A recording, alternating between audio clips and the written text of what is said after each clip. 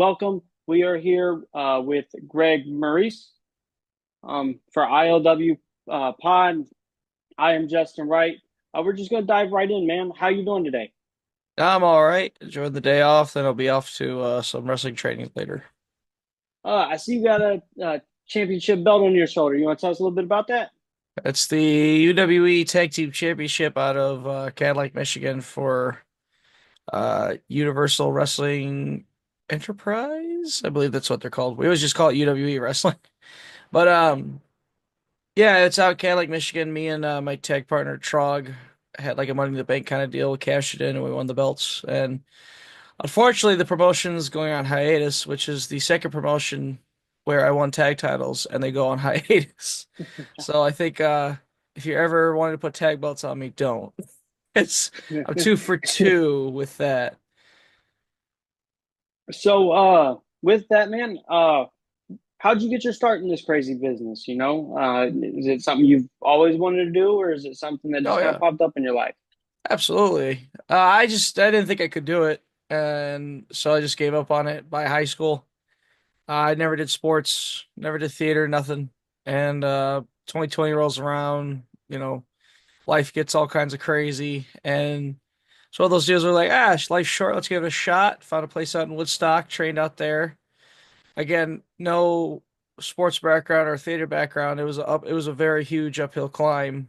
And yeah, I had to work a lot harder than most people. So I got to do that. And here I am now. I was like almost 300 pounds when I started training, and now I'm down to 225.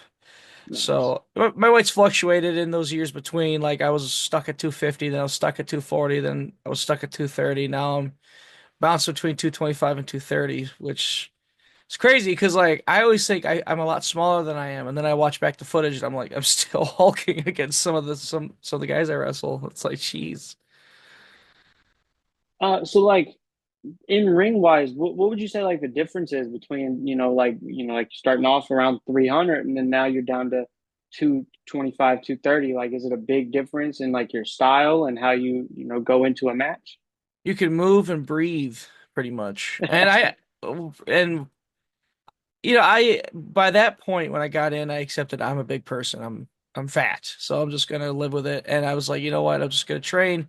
Maybe I'll get the lungs of some of the bigger guys in the industry, like Adrian Adonis and Bam Bam Bigelow and Vader and all that. Like, yeah, I'll be that. But then, of course, I hit the gym so hard and I hit practice so hard that, wouldn't you know, when you're exercising, you lose weight. So I ended up losing the weight and I'm still in the process and hoping to get to 220 and just leave it at that. We'll see what happens. But yeah, it's a major difference. Like people, even before that, people said it's crazy how quick you can move for as big as you are, which always blew my mind because I always felt like I was sucking wind every time I was out there.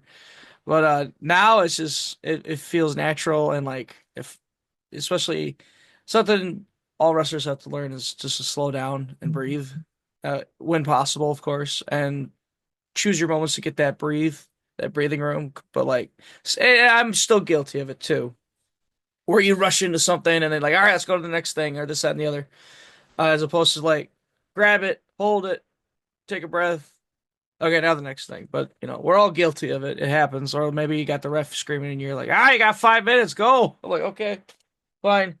But yeah, it's the major difference, I'd say. And I highly recommend everybody to have uh some kind of exercise regimen to stay a little bit healthy and a little bit breathing easier.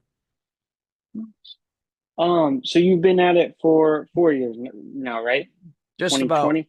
It'll be four Okay. years. Well, I debuted in January of 21. Had my first match then, and then I'll be 4 years in January of 25. So we're Nice. getting close. And So, about 250 sorry, go matches ahead. so far. 250? Yeah, which is a lot. I keep getting told that by people who have been in the same amount of time as I have, and they're like, "What?" Like,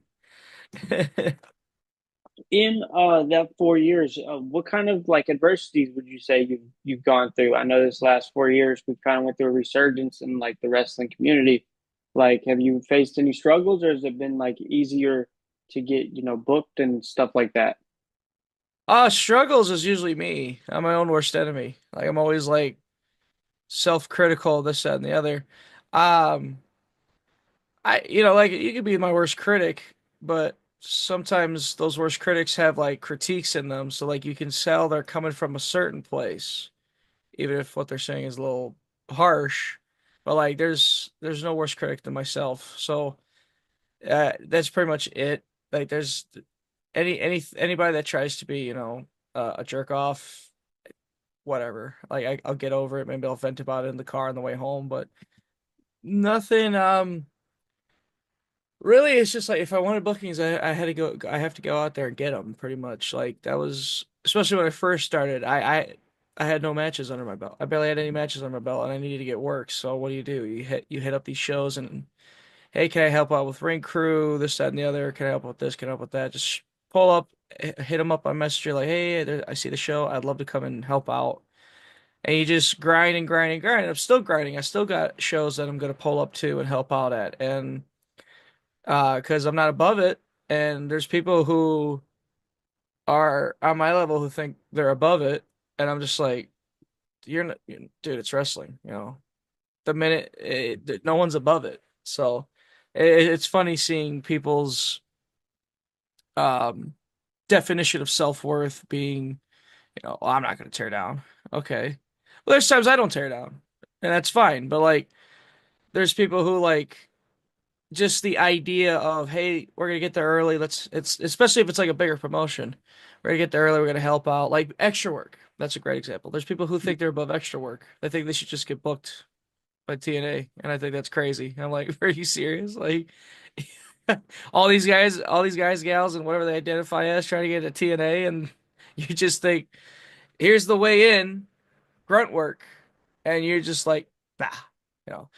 For indie shows, I could get it, where it's like middle of nowhere, this, that, and the other, especially if it's like a smaller fed. I get it, but it's like these bigger places like TNA to say you're above it. It's like, nah. Especially if you're trying to get it. If you get signed, of course, different story, different story. Yeah. You got signed, but it's just funny hearing people just show their true selves. So, like, have you done any extra work with like TNA or Mm. even like AEW and stuff? Yeah, I did TNA and NWA. Did NWA a couple times, eventually led to the tryout. Now I'm on the NWA Chicago shows. Um, TNA did a try not a tryout, extra work and got a role on TV as a waiter in this PCO and Steph Delander's segment. You can see me, and everybody knows it's me, by the way. It's hilarious. You just see this beard come out, and at the time I had pink and blonde hair. So it's coming through the whatever outfit they had me in. It was people knew instantly. It's Nice. hilarious. But What's it like getting to that point, man? it's cool. I never thought I never thought I'd make it to my first match. So the idea of getting extra work on TNA and have Tommy Dreamer specifically point you, go, I want you to do this. I'm like, okay, sure. So he tells me, you're gonna be a waiter. That's all I heard. I walked out. The guy I was with, he goes, hey, good stuff, man.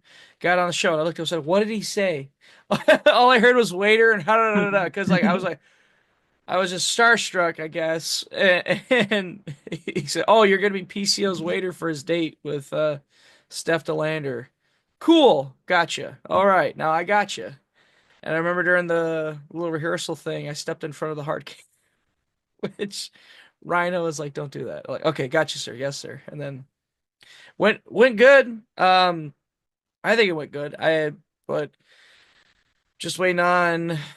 Now I got a contact, so I just got to email this person anytime TNA's in town. Like, hey, can I help out with extra work? This, that, and the other.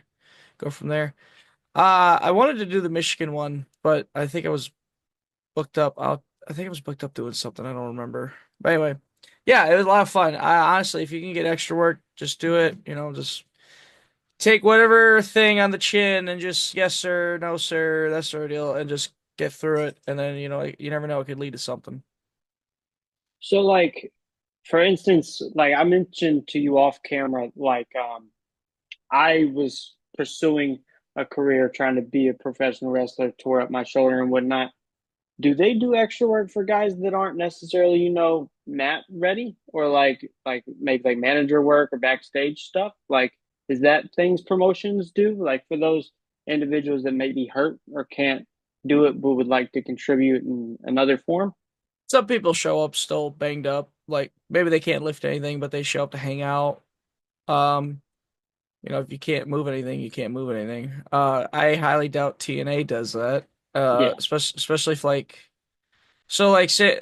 say you're just a fan and you want to help out. I don't I think you might get a him and a haw for that. But if you're if you're a wrestler and you're hurt but you want to go out and do something, I'm sure they'll find something for you. But I've heard stories of guys pulling up to WWE for extra work and hiding injuries, and a guy got caught doing that, and he said he lost his. They didn't call him again for extra work because of it.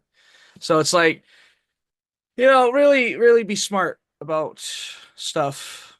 Uh, but I mean, I don't blame that guy. I mean, he wanted to. He figured, look, I've hurt my body part before.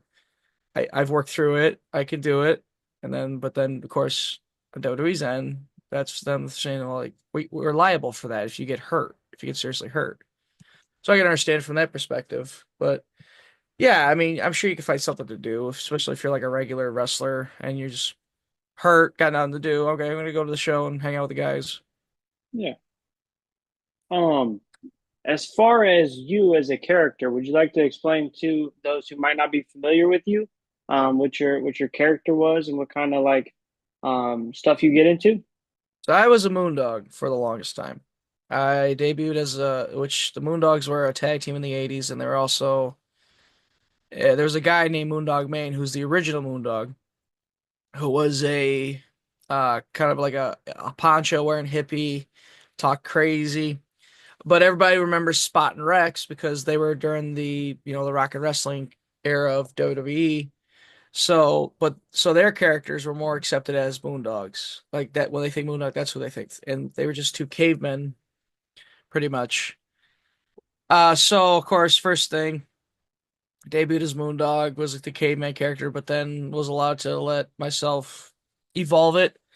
So it went from caveman to, okay, he can talk. He's a beer drinking barroom brawler guy, to the flannel hippie, as I called it, wearing the colorful bandanas and all this other stuff. But he was still a Moondog technically. Well, I knew eventually someone wasn't gonna like it and we're gonna want a different name. And I remember I tried to change it as the DFB Greg Murray, but the problem was it was pretty much Moondog. It was the same gimmick, same look, same everything. So I think it caused a lot of confusion, and I don't think people were ready for the change. So it flopped hard. It only lasted about 9 months.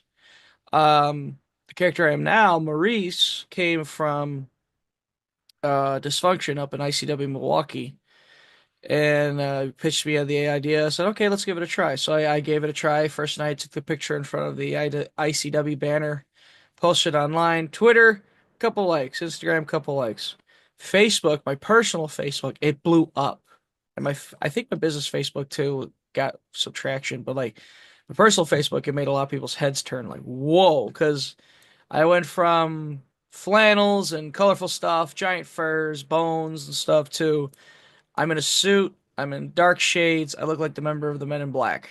Like it was crazy. It was a crazy transformation, and that reaction, I was like, "Whoa, okay." So I dabbled in it, shot the character around to a bunch of people, and got brand new bookings, brand new. Like people are like, "That I want that. I want Maurice." Even the people who still have me as Moondog are looking down the road and say, "Okay, when it's time for you to change, it'll be uh, it'll be Maurice." Which is awesome. So like the character worked, and very thankful. I'll forever be thankful to Dysfunction for that, because without him, that character wouldn't exist, and I'd probably be banging my head against the wall trying to figure out what to do, what to make different. But like for that to be presented to me, I was like, okay. So here I am as Maurice, and that's pretty much gonna be the future eventually. Because like I've already changed my social medias to Maurice, my Brainbuster T stores Maurice. Um, Facebook just will not let me change my business page. It just won't give it up. I've been trying to change it. We'll see if it does eventually. If not, I may have to just can that or just make a whole new business page. But we'll see what happens. Um, so 250 matches in, is there anybody like as growing up or seeing other people in the indies that you got to face that kind of surprised you or came out of nowhere? I got to not so much wrestle, but Eugene. I got to do a run in for Eugene's match to save him from Chris Miller, which was pretty cool because growing up, I started watching wrestling in 2008, so Eugene was pretty much gone. But like me and my brother wanted all the wrestling games, so anytime we'd hit up GameStop, we'd look through the clearance section and we'd find SmackDown vs. Raw this, SmackDown vs. Raw that, SmackDown, that sort of deal. Bought them up, played them, and that's how we learned about Eugene was through 2006. So to be able to interact with him was pretty cool. There's been a lot of seminars I've done, like with Mr. Anderson, EC3, Rhino, Tommy Dreamer, which I think the Tommy Dreamer seminar was how Tommy Dreamer recognized me at the TNA extra thing. And I don't know, that's just a theory. But yeah, it interacted with a lot of cool guys. One of these days I'm hoping to, wrestle one of them. But so far, um, just wrestle guys with like some TV time, like Chase Stevens. He was on TNA and WWE for like a hot minute. Casey James again, hot minute. Uh, really the big match that's coming up is against Marshe Rocket in a tag match for NWA because he's been on NWA tearing it up and he's been on TNA. So really, I think Marshe is going to be the biggest name I'm going to wrestle coming up here soon. And I hope I'm not forgetting anybody. I actually write down all my matches in a notebook, so I'm sure after this I'm going to be flipping through this and going, damn, I forgot that one. But that's all off the top of my head. So is there anybody that you're looking at as like, hey, I'd like to wrestle that guy, whether it's independent or anywhere? Is there Yeah, anybody that just definitely Rhino, because like that's like the Midwest legend right there. Like the uh Rhino. Honestly, any names in general. Like I would just I would just love the opportunity to just learn from that kind of a guy, just from working him, not just paying $20 for a seminar and sitting down and listening to him, but to actually wrestle them and to get that critique. Some of these guys do watch matches and give you critiques, like Matt Bailey or Mike Bailey, excuse me. Mike Bailey was good at that. When I did GCW, I was in that there's a scramble, and Mike Bailey, who's just there to hang out, comes up to us, goes, "Hey, I just over here, you guys talk. Hey, would you like any help?" And they're like, "We're gonna tell Mike Bailey no." Yeah, absolutely. So Mike Bailey yeah, gave us a rundown and everything, and we went out there, had a pretty decent scramble. Come back, Mike's like, "Hey, good stuff, man. Awesome." And yeah, he's a super cool guy. Mike Bailey's awesome, like genuinely nice person. good stuff. So you just mentioned GCW. Hmm. I just did an interview not too long ago with Madman Pondo. Um, he talked a little bit about the atmosphere over there. Hmm. Did you enjoy working with those guys at GCW? Yeah, it was under Effie. So Okay. Big Gay Brunch was running Chicago, and Mateo Valentine and Joey Mayberry got booked, and they said, "Hey, ride with us." So came up, went right up to Brett Lauderdale, said, "Hi, my name's so and so, rode with so and so, here to help out with whatever you got." And I'm sure Brett Lauderdale had heard that like 50 times that weekend, so he's like, "Yeah, yeah, go ahead and help out with chairs." Cool, sounds good. Here comes Effie. Okay, it was Effie's Big Gay Brunch, so. I go up to FELO, gave him the same spiel. Shakes my hand. He goes, "Okay, you got your gear? Yeah. Okay. Okay. I think I got something for you." And I'm just like, "What? Okay." So that was my first big break was GCW, like with a major promotion. I consider GCW major promotion. It's the top indie, and if not America, the world. Yeah, I agree. So I was like, okay. So that's how I landed the scramble. A year later, Effie hit me up personally and asked, "You want to be a part of this tag match?" I was like, "Absolutely." So it was an eight person tag match. So it was like Team Midwest versus Team Northeast, which it was pretty much the CSW Academy versus the I'm trying to remember their name, not T2T.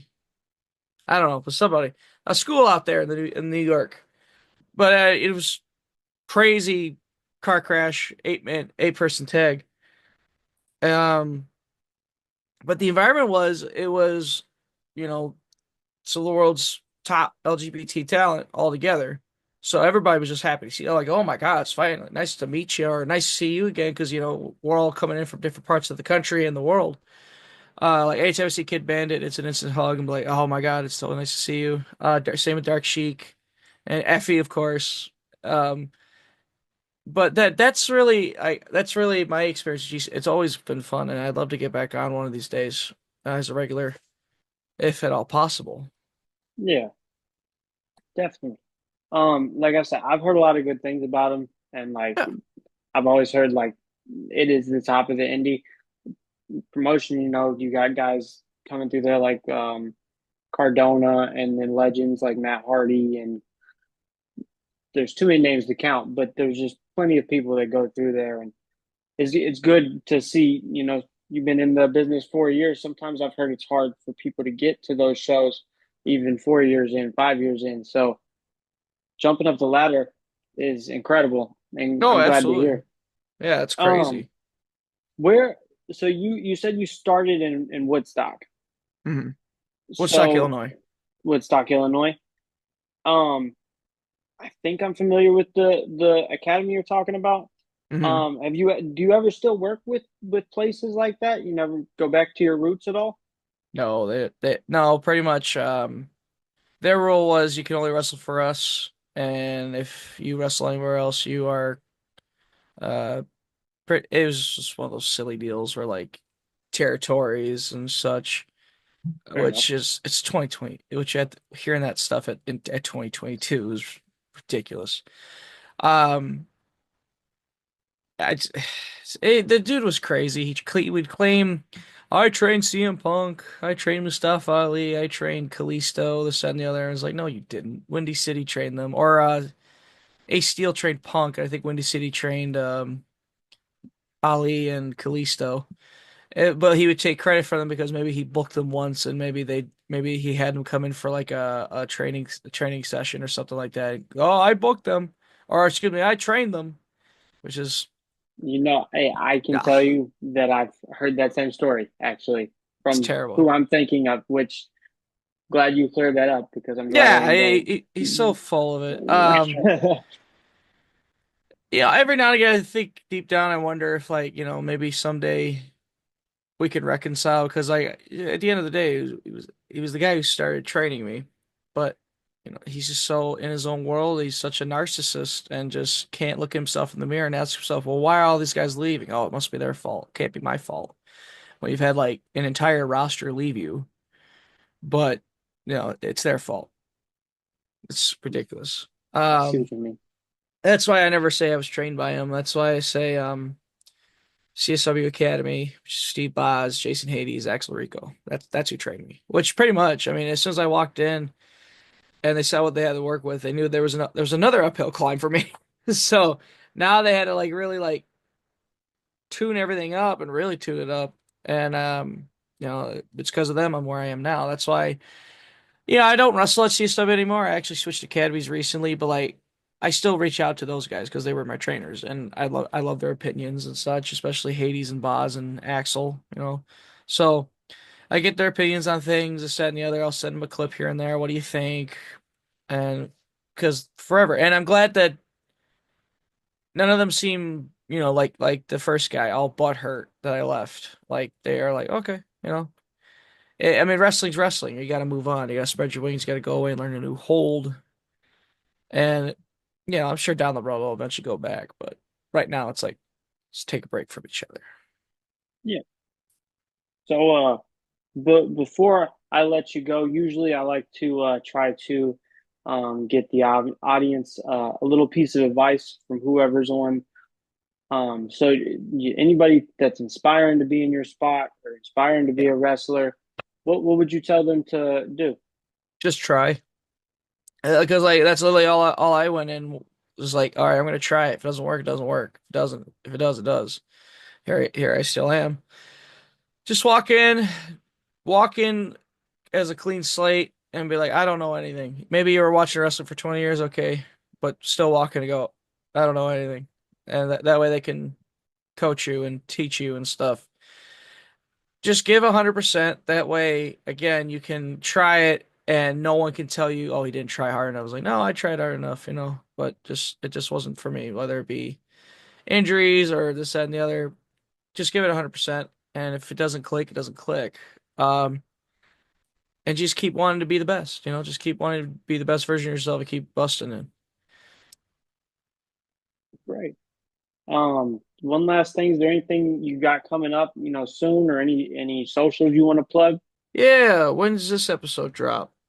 It'll be out probably next Thursday. Okay, so the big one is going to be uh NWA Chicago, October 18th in Highland Park at Studio One. Please be there, show up. Hit up the Eventbrite page and use code Moondog1, all one word, no quotations. My mom made that mistake.